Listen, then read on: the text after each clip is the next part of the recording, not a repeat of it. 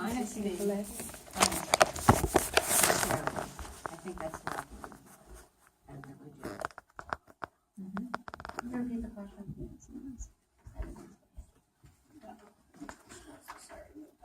All right, many residents want you to try to bring the village together. Do you agree with this goal? And if so, what actions do you plan to take as a member of the Board of Trustees to accomplish this?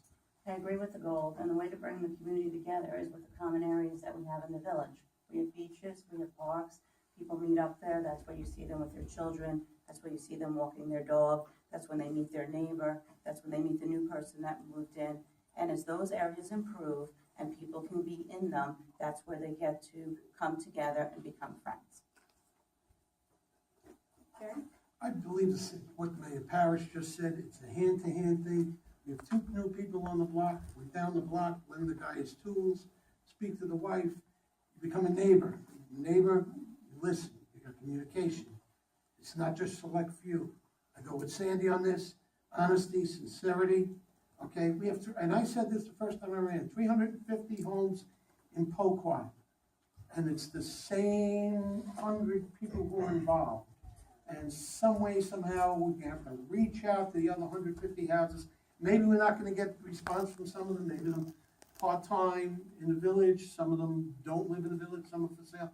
But I think we could use a bigger base, would be nice, and a more even playing field. I think that would be the right, that would be a start. That's what I wanted to do last year.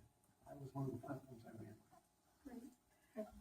The next few questions could go to everybody, but I just picked two trustees for each of these just to even it out so that we're not all doing all the same questions and we get a chance to get through some of the others. So this question I'm going to ask Gary and Mike to respond to. So the question is, what is your opinion on using bonds to meet non-essential village expenses? Due to state limits on increasing taxes, the village is limited in its ability to increase taxes to pay for new projects such as the village dock that we were talking about, or to cover ongoing expenses that seem to cost more than is available from tax revenue. Would you try to use a bond, i.e. borrow money, to pay for non-essential village expenses? Mike, you want to kick us off? Would we try? Well, I wouldn't try to, no. Bonds are something that you would use for a large project that has a long positive aspect. It wouldn't be for trees, brushes, or anything like that.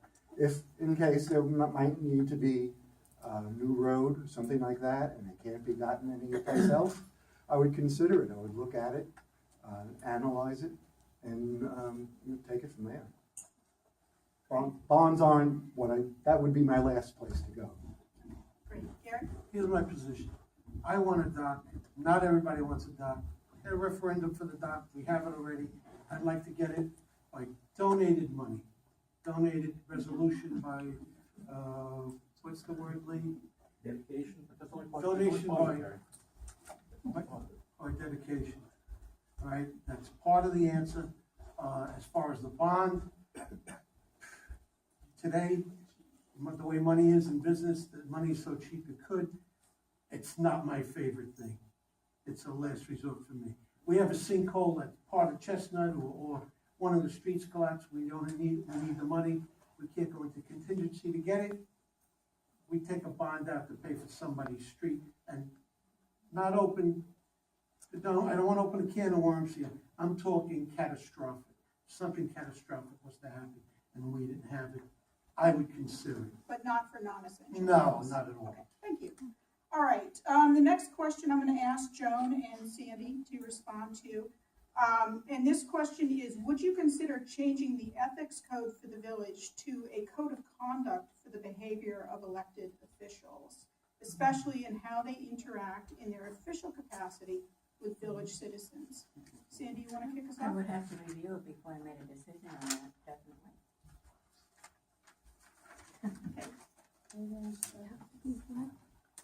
Could you repeat that? I couldn't hear you. I said I would have to review what's there before I made a decision on it. Joan, do you I have not read the code of ethics in 2 years, so, because it's in the office. So I'd have to read the code of ethics before I could answer that. Okay, thank you. All right.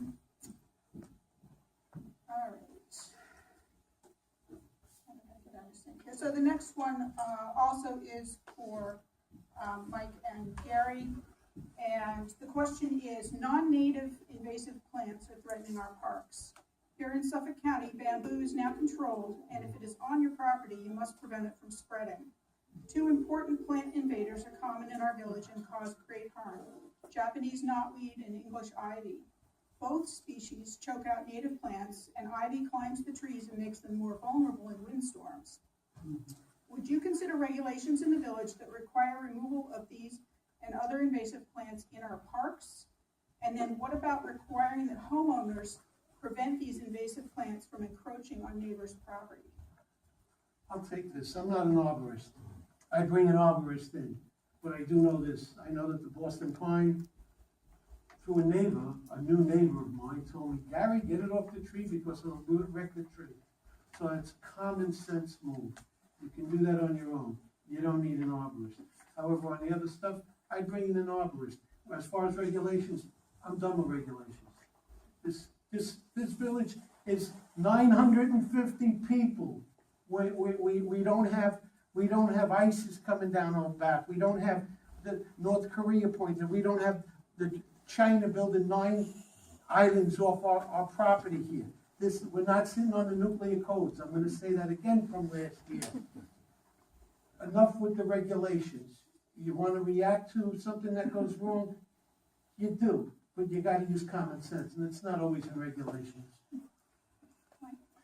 In our parks, for sure, we should remove those and get rid of them because they are noxious and they do cause great harm, okay? Those two particular plants, I'd have to study a little bit more about whether those, we would require it. But I know many governments in Long Island have banned bamboo. The bamboo goes into the sewers, it goes into the roofs, goes into your foundation of the house. And if that spreads to your neighbor, well, then there should be something saying that it should not be going into your neighbor's yard, because it can cause great damage and cause a lot of people a lot of money. Great, thank you. All right, so this next question is again one that is for all the candidates. What are you personally willing to do or say to assure residents that you will keep this campaign clean, positive, and about the betterment of Poquott, rather than resorting to personal attacks and childish antics? And I won't give you examples. What actions will you take? And here's actually the critical second part of this question. What actions will you take to keep your enthusiastic supporters from giving you a bad name by stooping to such behavior? I'm going to start at this end, Gary.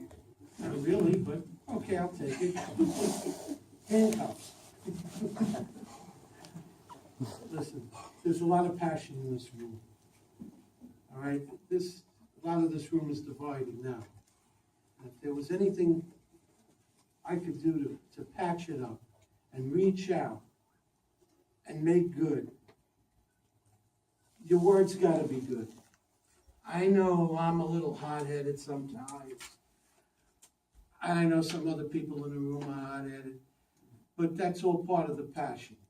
We all want the same thing. I think we all want the same thing. We live in this small, tiny village, 950 people. And I know, can we all get along? No, not everybody's gonna get along.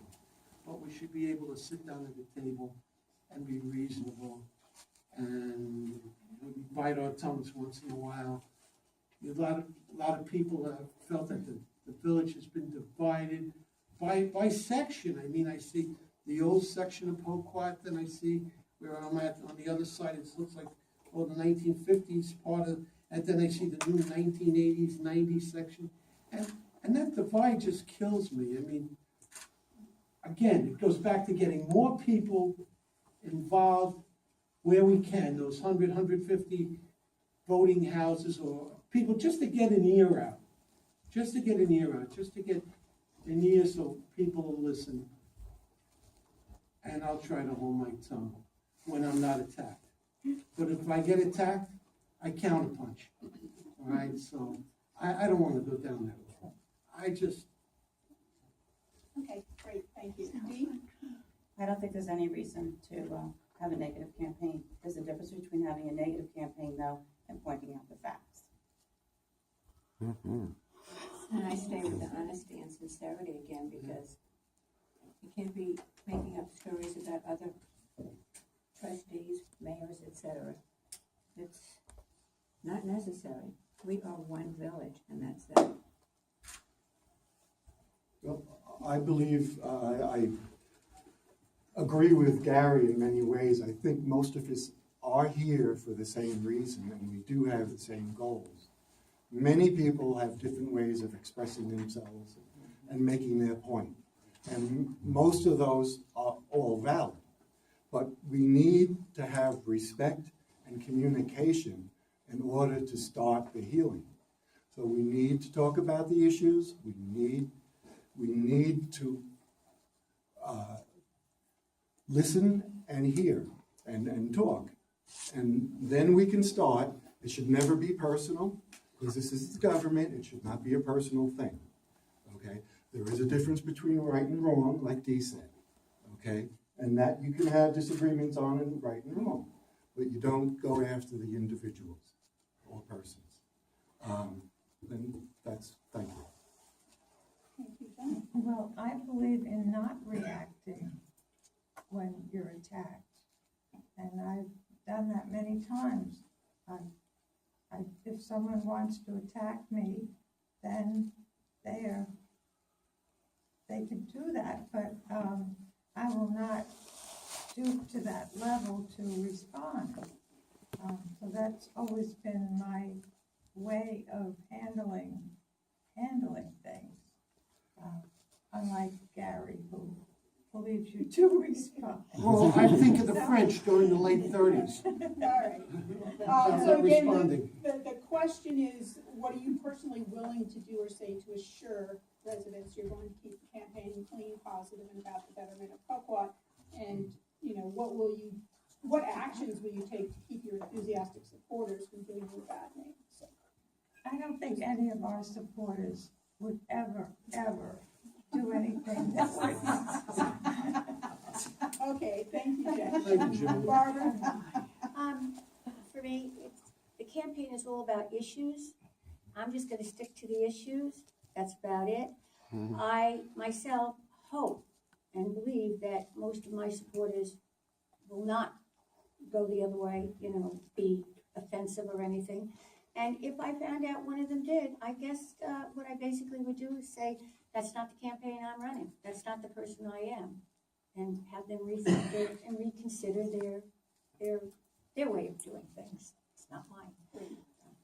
All right, and now we have some questions that are specific to the mayor roles, and again, have to do with actions that have or haven't been taken and what might happen in the future. So, Mayor Parrish, why do you think that a decision to give a village park a makeover is something that need not be brought to the attention of the residents first, to see if there was even any interest in changing the park? By definition, a makeover excludes routine maintenance or exigent circumstances. So why a makeover? Well, first of all, the park needed a major overhaul. It hadn't been updated in at least 10 years. Someone who uses the park daily, I was the only one in the park, me and my dogs, almost every day. I saw the same 2 or 3 people that were in there. That was one of the reasons I actually did run to be mayor, was because of Trustees Park. When my kids were young, I spent every single night in that park. And as the years went on, I started noticing that it was getting overgrown, that it wasn't being kept up. And the minute that I did get elected, that was one of the projects that I began to work on. When the storm came in August of last year, it got spun up quite quickly because most of the trees fell and they had to be removed. The entrance to the park was blocked. We had volunteers come in, and that was actually some high school kids that helped with that. They removed the trees to get the village entranceway free. We had a lot of dead trees in there. We had companies come in and trim the trees, and this was a great opportunity to finally redo the park. That last year we redid Van Brunt Manor Beach, and that was only a 2-day project, and it was done. This was now time to do Trustees Park. We talked about it at meetings, working meetings. We talked about it at, we had comments from residents about it. We actually put money in the budget just to redo Trustees Park for this year. We took all the money from all the other parks and put it into Trustees Park so that we could bring it back up to what I remember it being 15 years ago when I moved here. So we began that project, and that's how it came about. It was not, there seems to be this feeling that Poquott Cleanup Day was the makeover day. It wasn't. There were many people involved in this project. We had the Commissioner of Roads involved. We had the Environmental Commissioner. We had the Commissioner of the Park. We had the Gardens Commissioner involved. We had residents who made suggestions that they wanted in there. So I think that it was maybe not, 2 minutes, please. oh, am I at 2 Sorry. minutes? Yeah. I feel that the park needed to make over. The makeover is complete, and I don't know if anybody's been up there, but in the last few weeks that I've been in the park, every night there's more and more people in there. Warm weather. So, there's a couple follow-up questions.